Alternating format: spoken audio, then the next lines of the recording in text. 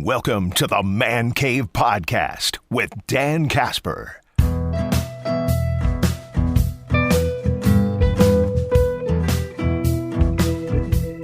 What's up, everybody? Welcome to this episode of the Man Cave Podcast, brought to you by Hy-Vee and Toyson Ford. Dan Casper here with you as always, and well, it happened. The Brewers traded Corbin Burnes. We're going to get to Brandon Berg and his thoughts on the trade. Brandon, kind of, well, he's my go-to Brewers guy. Big fan, and obviously knows his stuff when it comes to the Milwaukee Brewers. But before we get to Brandon here, it's just some of my personal thoughts, my opinion on the move of Corbin Burnes to the Baltimore Orioles. You go to MLB.com. And you read a little bit of the write-up there. It says, as news of Corbin Burnes' trade to the Orioles began to reverberate throughout baseball, one National League executive summed up Baltimore's move with one word, quote, scary. I was reading a little bit from Ken Rosenthal this morning, Ken Rosenthal from The Athletic, and I know probably a lot of you don't necessarily have subscriptions to The Athletic, but I'll give you a little bit of a behind the scenes here, because he wrote a piece why the Brewers had to trade Corbin Burnes. And as he notes too, he says the move obviously stinks if you are a Brewers fan. Just as it stunk when the team traded Hader, just as it will stink again if Willy Adames, Devin Williams, or both are the next to go. But as he says, playing in the game's smallest media market, fighting uphill in a league where the economics favor large market clubs, the Brewers have little choice but to churn. The alternative is to crash. And I thought this was an interesting note. He said, let me relate a conversation I had with a rival NL Central executive earlier this offseason. He said the executive conceded that if the Brewers kept Burnes, they again would be a force in the NL Central this year. But that executive actually said that he hoped that the Brewers would hold on to him, believing it would compromise them greatly in the long term. As Ken Rosenthal pointed, the Brewers' return for Burnes, if they made him a qualifying offer, would only be a 2025 pick between the first round and the competitive balance round A. At best, they would receive a similar pick for Adames, who is also a potential free agent. In other words, the Brewers would be fine for 2024 if they kept Burnes, but vulnerable beyond. By trading Burnes for left-hander D.L. Hall and shortstop Joey Ortiz and the 34th pick overall in this year's draft, they clearly are weaker in the present, but better set up for the future. The pick alone is roughly at the same level as the one they would have gained as compensation for Burnes if he had left in free agency. So, Hall, a little bit about D.L. Hall. The Orioles used him as a reliever, but the Brewers view him as a potential starter, according to Ken Rosenthal. And he says, with Jacob Misiorowski, Robert Gasser, he gives the team the potential to build its next great rotation.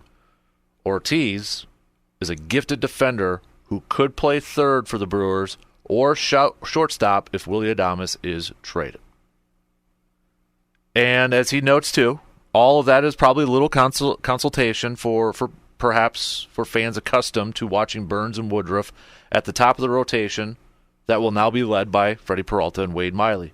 Fans might have found the Burnes trade confusing considering the Brewers signed free agent first baseman Rhys Hoskins to a 2-year, $34 million contract just 10 days before. But as Ken Rosenthal notes, alas, this is the unfortunate shell game small market teams must play. What he means by that? Kind of trying to do that balancing act. Trying to stay competitive, somewhat competitive maybe for 2024, but also planning for the future, trying to stay competitive for the immediate future. you know, and I'm glad Brandon's going to be on coming up here in just a little bit to hit this up too. But I guess my thoughts on it, I mean, at first I was like, what? You know, kind of again, kind of what we were talking about with Packers defense coordinator is like, huh, what? Who? And then when this popped through, it's like, okay. And I was one of those too. It's like, okay, after they signed Reese Hoskins, I was like, okay, yeah, they're going to try to go for it this year. The Corbin ain't going to get traded. If anything, he'll get traded during the season if they're not having a good year. And then boom, this popped out. So yeah, there was like, what? Huh? They actually did this? And then you look at the two guys. I mean, they're not, I wouldn't call them, I know some people are saying prospects and such. Both of them are like 25 years old, and they're major league ready. So you're getting two guys that you'd put on your roster right away, opening day roster type of guys. But after that initial, like, I'll admit it, a little frustration, a little disappointment, a little like, what? Come on, man. And you kind of look at it, and it's like, you know, this is the reality, I guess, for the Brewers. It is the reality. Now, I feel like if this was a team similar to, like, I don't know, 2018 or whatever, where it was filled with veterans, obviously I don't think this move is being made. But it kind of signaled, I think, you know, when you've got these guys entering their final years, and you kind of, you know, last year you started a little bit of a youth movement, bringing up a lot of these young guys. It's now like, okay, we're still going to try to be competitive for this season, but we also want to make sure that we're competitive for seasons beyond. And right now might be the time to trade Burns to make sure we get some players that can help us for the foreseeable future. So like the Brewers, for instance, these two guys that they get now, they control for the next 6 years. Okay? They control them for the next 6 years. Whereas Burns, they had for one more year. Whether these guys play at a high level like Burns was, former Cy Young Award winner, clearly an ace, that remains to be seen. So as much as it's frustrating as a Brewers fan, as much as it's disappointing because it takes a hit on the season, there's no doubt I mean, it's going to, you know, it's going to reverberate throughout the locker room too. I mean, you had Contreras already kind of tweeting about it, like with a bunch of emojis and such. I think it's going to, you know, initially for a lot of those players on the team, it's going to like, God dang it. So it's one of those where I'm frustrated, but at the same time, I understand it. I get it. I get it with this team. It's one of those things like, yeah, it is what it is. But it's still, you know, it stinks for the now. Hopefully these players can kind of work out. But I think this is a changing of the guard here a little bit too for the Brewers and how they do business. You know, we saw the Jackson Chourio deal earlier this year. We haven't seen the guy play at a major league level, let alone a few games at AAA, and, you know, they sign him long term. They're banking on him kind of maybe playing outside of that contract, exceeding that contract, being a bargain player. And they've done similar stuff like that with Freddie Peralta, Aaron Ashby. And I think this is kind of a changing of that mindset. Like, okay, if we want to be competitive, if we want to win a World Series, we want to win championships, we got to go about this maybe a little bit of a different route and really put our eggs in the baskets of our young players and rely on our scouting and rely, you know, on some inexperienced guys coming in and helping lead the way. I think we're going to see more of that. And it's not to say that the Brewers aren't going to sign, you know, free agents or shell out some money here or there. I think they'll sprinkle that in there, but I think also we're going to see a little bit of a change in maybe some stuff, especially during my lifetime, you know, of how this team's kind of built, where, you know, you got a couple of highly priced free agents in there, or you bring in a couple veterans or a few veterans there. I think we're going to see a little bit more of a youth movement, and then if they're competitive, If they're in contention, maybe you make that move to bring in a guy, a veteran like at the trade deadline or something to kind of take you over the hump a little bit. Matt Arnold, let's get to a couple quotes from Matt Arnold, Brewers general manager. Matt Arnold, who did talk to the media yesterday, or I should say last night. He did say, I wouldn't at all look at this as any kind of rebuild. This is something, in fact, that we think helps us right now and helps us in the future. I think the overarching theme here is that we're excited about the players we're getting back, and the reality of our situation is that we had 1 year left with Corbin. I think Corbin had been pretty public about how this was going to be his last year as a Brewer. And so we felt like the opportunity to help our team right now with players like DL Hall, who was outstanding in the playoffs last year for the Orioles, is very young and major league ready. Joey Ortiz, who we liked a lot, and a late first-round pick is a very well-balanced and exciting deal for us. Again, it's always tough, and I've had to do this a number of times throughout my career to trade really good players. I understand that comes with some pain, and this is not an easy decision for us. He went on to say that Burns did everything as good as you could ever hope. Just a huge credit to him for everything that he's accomplished, and our staff as well. I mean, a lot of the people involved are involved with the success of everybody, and it wasn't as a clean road as everybody remembers. It got off to a little bit of a rocky start, just like the other guys. I think we're going to potentially go through some ups and downs with young pitchers. I think that's just the course of how it goes with young arms. But Corbin was nothing but a warrior for us. He was a tremendous in every way, pitched in huge games for us, always took the ball, and was just a winner. I'm thrilled for him and his opportunity going forward, and also very excited about the players we're getting back here as well. It's almost giving me kind of, and not to say it's going to play out the same way, but it's kind of giving me thoughts of a little Green Bay-ish, where, this year, this offseason, this past one, they went a little bit of a younger route, had some veterans sprinkled in here, right? But going a little bit more with the youth movement. That youth movement, there were some ups and downs early on. Got it figured out, got on a roll, got into the postseason, won a postseason game. And, you're excited about the future now. I think that's best case scenario for this Brewers team, is to kind of follow that same path, a similar path to what Packers did. Talking about Hall, Matt Arnold said, whether he's going to be coming out of the pen, starter and such. He said, frankly, I want to talk to him a little bit about it. We think he's going to have success in either role. I'd like to spend a little more time talking to him. And then in terms of Ortiz, Arnold said he's thrilled to play anywhere. The guy's a gamer, hard-nosed kid, a great defender, gold glove caliber type, is in our reports.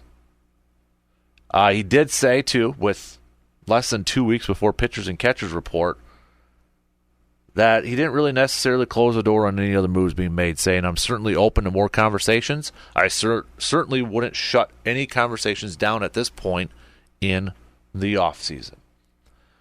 I feel like we're going to get a Willy Adames trade soon. That's just me, but I feel like you bring in another shortstop, a guy who's ready to play.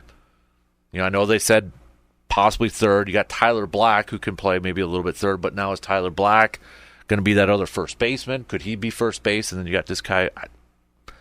I would not be surprised if Willy Adames is traded before the season, at some point in the season, too.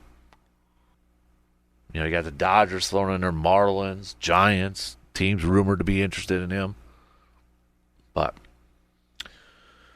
let's take a quick break, and we'll get our good buddy Brandon Berg, our Brewers guy, Brandon Berg, his thoughts on this Corbin Burns trade after this quick break. Are you thinking of taking a spring break trip this year? Or maybe you're already eyeing up that summer vacation, but you're not quite sure if you have the proper transportation for those road trips. Hey, that's where Toyson Ford can help you. Toyson Ford has a wide selection of new and used vehicles for you to check out. And at Toyson Ford, they treat you like an honored guest. They will work with you on financing no matter what your budget may be. So if you're looking for that new vehicle this year, head to Toyson Ford, located at 1000 Chippewa Crossing Boulevard in Chippewa Falls. We are always looking to save a little money in our pockets, but we still need our essentials like our grocery items. So how do you save money while also getting what you need for your family? Hy-Vee Perks. If you shop at Hy-Vee, you're already getting a great deal on quality items throughout the store. But now you can save more money with Hy-Vee Perks on different items each week. Saving some money is easy if you shop at Hy-Vee in Eau Claire. So take advantage of these awesome deals and sales and stop on over at Hy-Vee in Eau Claire today. Brandon Berg, how you doing, bud? Not too bad. How are you? Did you get any sleep last night? I did a little bit. A little bit? Okay. I know I texted you during you were covering some local stuff and such, but I didn't know if you had seen the news. I actually had, and you broke the news to me. Did I? Yeah. Yes, I broke it to somebody. All right. Yeah. So there you go. Let's just jump right into it, man. Your first reaction when you heard it. Were you a little surprised that they actually did it? Or what was going through your mind? I was a lot of surprise, and not necessarily that they did it, more so the timing. Because we're roughly about 12 hours since it was, kind of first reported, and I still don't have a full gauge on it. Like, I'm not excited about it, but I'm not mad about it. Like, I'd seen someone say it. I'm not overwhelmed. I'm not underwhelmed. I'm just whelmed. Like, I just thought the timing of it was a little odd, and I don't know if that had more to do with the sale for the Orioles or the ownership change. Yeah. If maybe that was they usually teams don't like to kind of do that kind of stuff when you've got a potential changing of the guard when it comes to who's running the team going through. But yeah, the timing was odd, especially coming off of the Rhys Hoskins news last week. It kind of seemed like they had kind of chose which direction they were going to go. And going back to the start of the offseason, whichever direction they went, I was fine in. Whether they decided, hey, we want to keep these guys and make one more run, or we want to trade Corbin Burns and Willie Adames and kind of retool. I was fine either way. It's just pick a direction, and it just seemed like they kind of took one step in one direction, or at least that's the way it looked anyway, and then suddenly kind of took another couple steps in a different direction. And I think that's, from what some people I've talked to, that's kind of been the big thing with them, is more than anything, it's just you're kind of getting mixed signals a little bit. Yeah, right. I think that was the confusing part for me, and I think confusing for a lot of people. And I know Matt Arnold was asked about that, and he kind of, the answer, and I'm paraphrasing it, that's the balancing act for a team in their position, trying to be competitive in the now, but also preparing for the future and staying competitive for the future. But yeah, the timing of 10 days after signing Rhys Hoskins, I think a lot of us figure it's probably going to be a one-year deal, even though it's a 2-year, but it's a player option afterwards. I mean, if Rhys goes out there and has a really good year.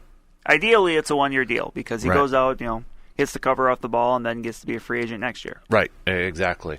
So, I mean, I'm kind of like you, where if it frustrated me, I don't know if I'm really pissed like a lot of people are. Oh, yeah. Cussing at the owner and all that sort of stuff, and I'm disappointed, I'm frustrated, but I almost get it, if that makes sense. Yeah, I understand it. Yeah. Now you hear about these two guys that are coming back, and I think one thing that a lot of people are saying, well, can you even call them prospects? They're 25 years old, their age, but they're guys who are ready to play right away, right? Yeah, I would be absolutely stunned if they didn't both make the team or be on the team in short order, because they've already got a little bit of experience at the major league level. So these are two players that people are going to be able to point to right away and say, well, we're going to see what we're not going to have to wait 2 or 3 years to see if somebody makes it to the majors to see if they can if they can be there. Now, saw somebody break this down too, and it's kind of maybe, and I'll get to this idea here and get your thoughts here in a second, but you go from one guy you have for this year to two guys now you control for 6 years. Right. Which is something we know Brewers really prioritize, right? Way too early to be kind of throwing this out there, but if they go out there and they ball out, let's say these two guys, I mean, is this kind of like we got maybe our first sign with this with Jackson Cheerio, a changing of kind of how they do things again, where, hey, maybe they lock these guys up. I'm getting way down the road here, but locking more guys up in general, those younger touted players that, the ceiling's pretty high. It's even a risk. But I just feel like, is this the change in direction where they're going to go into that more, where they're going to continue to do stuff like that? I'm not sure. I don't know. I mean, neither of them were kind of heralded at the level Jackson Cheerio was as a prospect, but not many people are. Right. Like, that's not a knock on them. It's just that not many people are. I think Baseball America had Jackson Cheerio as like the number 2 prospect in the behind Holiday. Yeah, behind Jackson Holiday, who the Brewers were never going to get in that trade. So, and that's part of the reason Baltimore was able to part with a guy like Joey Ortiz, because they have built such an awesome farm system that's now reaping the benefits at the major league level, that they are able to trade out of it to get an impact player, not unlike when the Brewers traded for Christian Yelich. Mm-hmm. Now, there are also some fans thinking the Brewers didn't get enough in return. Now, I've seen articles, looking it up, and there's some that says, on the surface it may not seem like a lot, but when you look at that, Corbin Burnes is entering his final year. It's probably a rental for Baltimore this year, unless Baltimore's ownership all of a sudden starts spending moolah over there. But how much you factor, maybe Corbin's play last year was a little bit down last year too. Do you think they got enough in return when you look at it? I don't know, because depending on who you kind of listen to, and some people say they did, and some people said it was fair. I don't know. I don't know enough about those two to know, but... And we may not know for a few years, right? We might not, no. But I also think that it's, how teams value players like Corbin Burnes, has changed when it comes to, he has 1 year, like I said, he has 1 year left. This isn't 20 years ago where a team would have thrown 3 top 100 prospects to get that guy just because they want him. There's just a fundamental shift in how teams, value younger talent. Do you think, and Matt Arnold alluded to this, he actually said it last night, where he said, Corbin's been pretty vocal about this being his final year with the Brewers.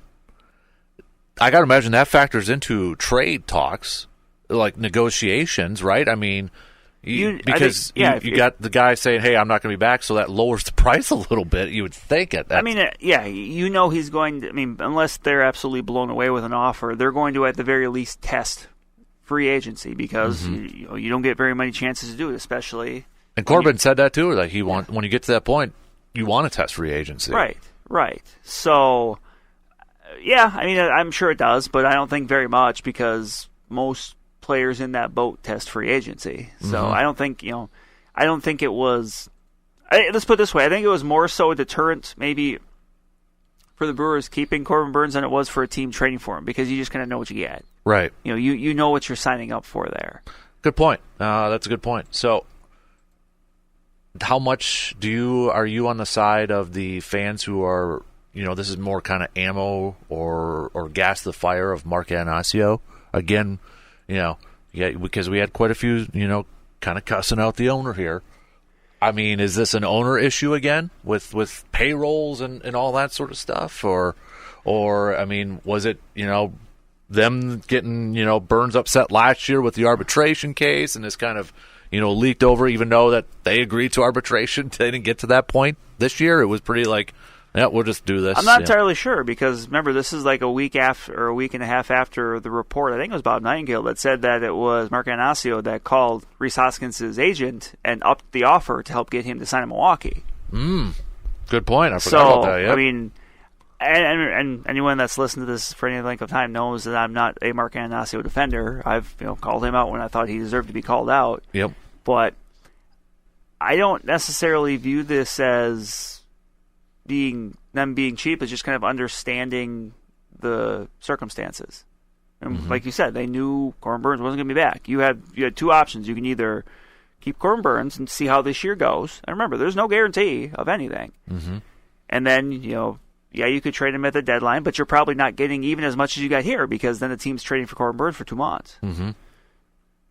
And then he leaves in the offseason, and you get a draft pick, which is comparable to what they got in his trade. Yeah, they got anyway. So they got that pick one way or the other, plus a couple, prospects, and you can think of them what you want. But I kind of I think you described it very well before when you said you get it. Like it can be kind of frustrating, but you get it. Like you understand the thought process, and that's I think something that's kind of important. That even if you don't agree with something, and this just applies to a lot of things, like even if you don't agree with something, if you at least understand why someone made the decision they did, it's a little easier to swallow. But I think the thing too here is, I don't think this is the last thing the Brewers do. That was my next question. You bring in a guy who's heralded for his defensive play at shortstop. Yeah. And I know they said third, he second. Can play around the infield. But you wonder, is Willie Adames next? At this point, I think if you trade one, you trade them both. That was my feeling at the start of the offseason because, the phrase I use is being half pregnant. You can't be half pregnant. Either you're pregnant or you're not pregnant. Right. Either you trade both or you trade none of them. You know. And at this point, you have options that could play shortstop. And, all of them, in theory, looks like they would be comparable to Willie Adames, someone who, let's face it, the last 2 years offensively, outside of hitting home runs, has been probably disappointing to people. Now, that's not to say he couldn't bounce back and have a really good year entering free agency. He wouldn't be the first player in history to do that. Right. But my feeling is, if you're going to trade one of them, you might as well trade them both. Does that, considering that Burns was the first and what they got in return for him, and maybe I'm overthinking this a little bit, but could that almost change the asking price, or does that change things for Brewers, maybe what they would like in return? Like instead of maybe a guy who's ready to play now, they may be more willing to bring in accept a prospect that might be a couple years away? Does that make sense? Maybe. But I think at the bottom line is they're going to look for someone they like the best. It doesn't matter if they're on the cusp of the majors or 3 years away. And that's the other thing to consider. You mentioned possibility of a trade there. It would not surprise me at all, and I'm not saying this is going to happen, but it would not surprise me at all to see the Brewers do something where they make a move like this, and then they turn around and essentially do what the Orioles did, which would be deal out of their positions of depth, which would maybe be dealing one of their outfielders to bring back a cost-controlled starter. That would not surprise me at all. That would be a very Brewers thing to trade Corbin Burns and turn around and just trade for a younger starting pitcher somewhere else. Yeah. And deal from, like the Orioles did, a position of value or a position of depth that they had, which was middle infield, where it was going to be tough for Joey Ortiz to break in with. You mentioned Jackson Holliday being the top-ranked prospect, and you got Terrin Vavra over there too, man. You do. You're pretty loaded over there, and then DL Hall, who, truth be told, to me, I think in 2 or 3 years, if how people view this trade is going to come down to what DL Hall does, because he's the kind of guy that I think the more you look at him, it's very easy to see why the Brewers really like him. Because the stuff is there. And he's had success with the Orioles, even if it came in relief as opposed to starting. But I could definitely see the Brewers saying, "Hey, we want to get this guy. We want to run him through the pitching lab," which people talk about a lot. Is what they're able to do with pitchers. A guy that's got top tier stuff, and say, "Hey, but you know what? We're going to give you a chance to start here." And I would be absolutely stunned if they didn't. After he kind of bounced around a little bit back and forth. But to me, that's what it's going to come down to. 3 years from now, when we're talking, we're still doing this, and one way or the other, we think back of, oh yeah, Corbin Burns. Is it time to finally can we finally make a judgment on whether that was a good trade or not?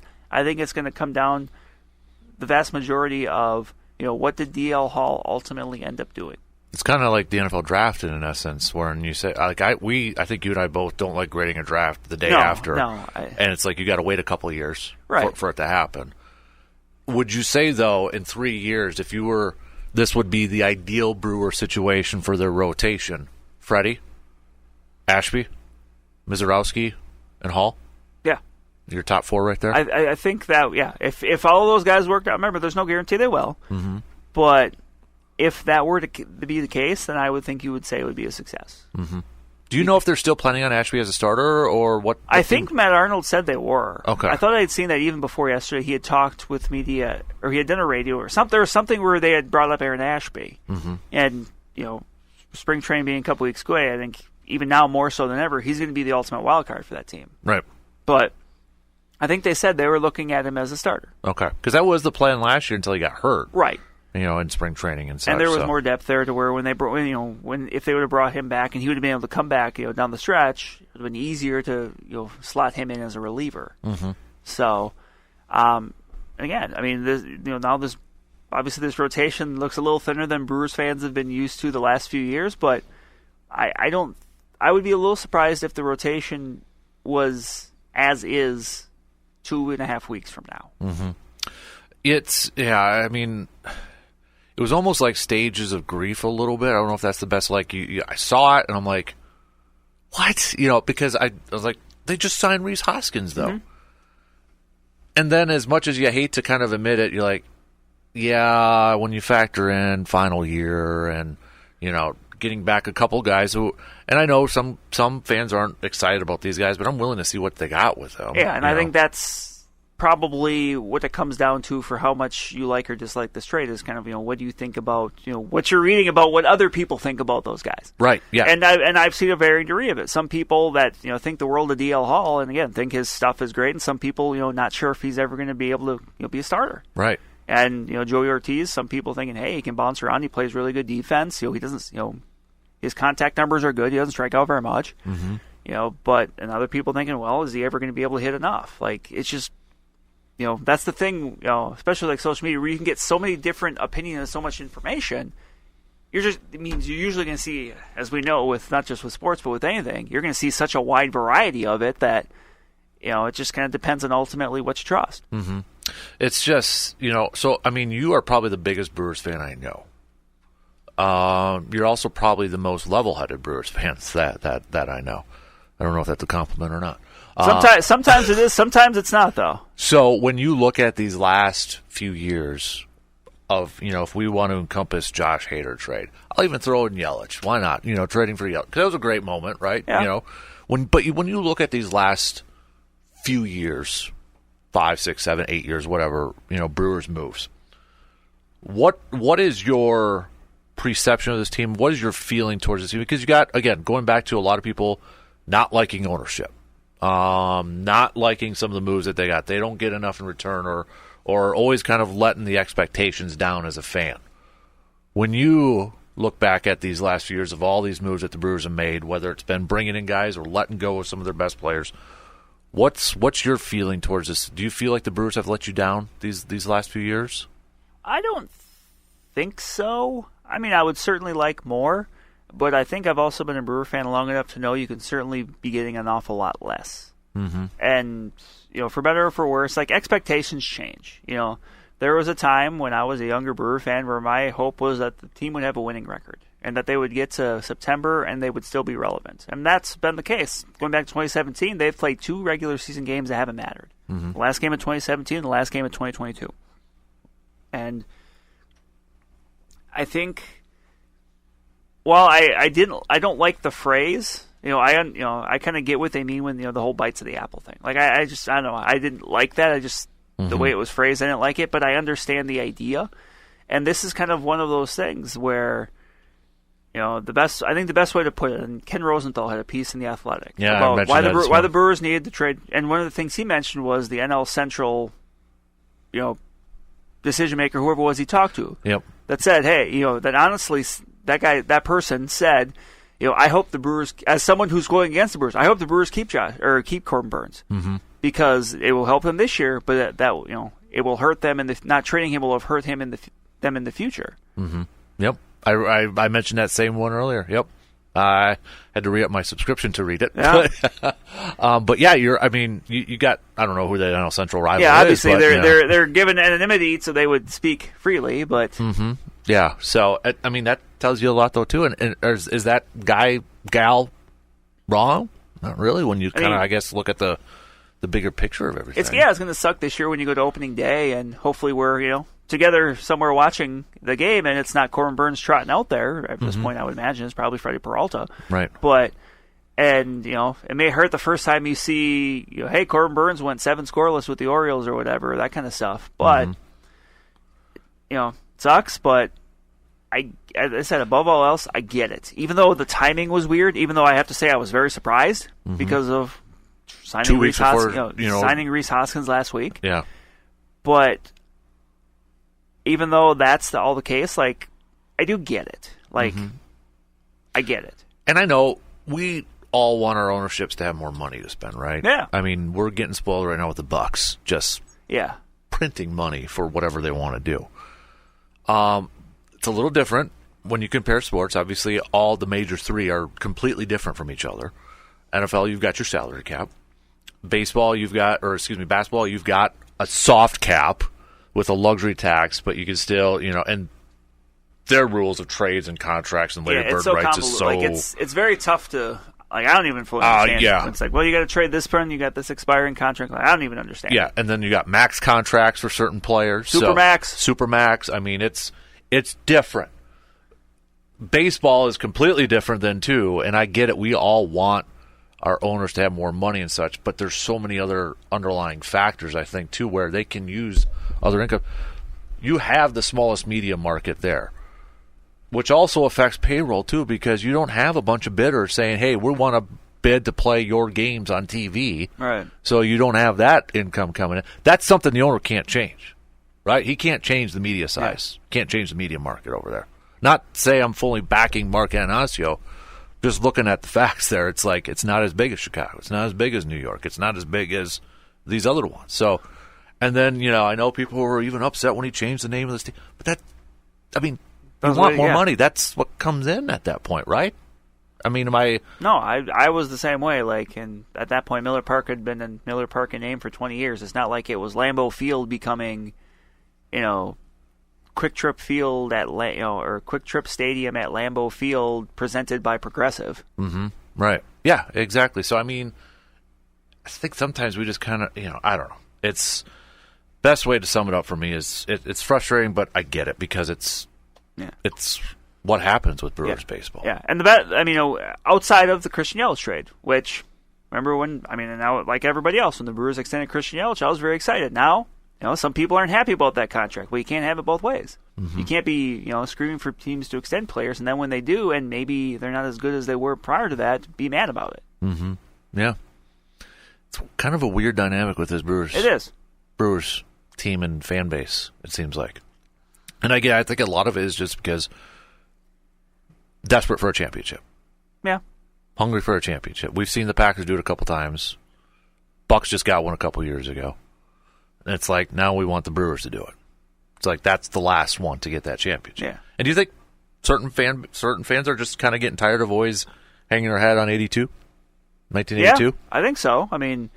The fact that, look, obviously that team is very important in franchise history, but the fact that the team has celebrated so much when it lost in the championship is, it's, in some ways, it's kind of vintage Brewers where, this team is so revered, but yet it didn't win. Mm-hmm. It didn't win a championship. Right. It won a lot of games, but, because that's kind of what they have. It's like, it's almost like for Badgers football where you think of like the 90s Rose Bowl teams.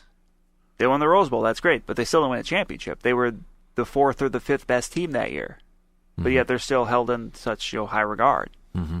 That's just kind of how it is. Mm-hmm. All right, that's going to do it for us on this episode of the Man Cave Podcast, brought to you by Hy-Vee and Toyson Ford. Dan Casper here with you as always. Big thanks for tuning in, and if you got a few seconds, don't forget to give us a 5-star rating and a positive review so others can find the podcast. And don't forget to click that follow and subscribe button so you never miss another episode. Until next time, I'm Dan Casper, and I will talk to you on the next episode of the Man Cave Podcast.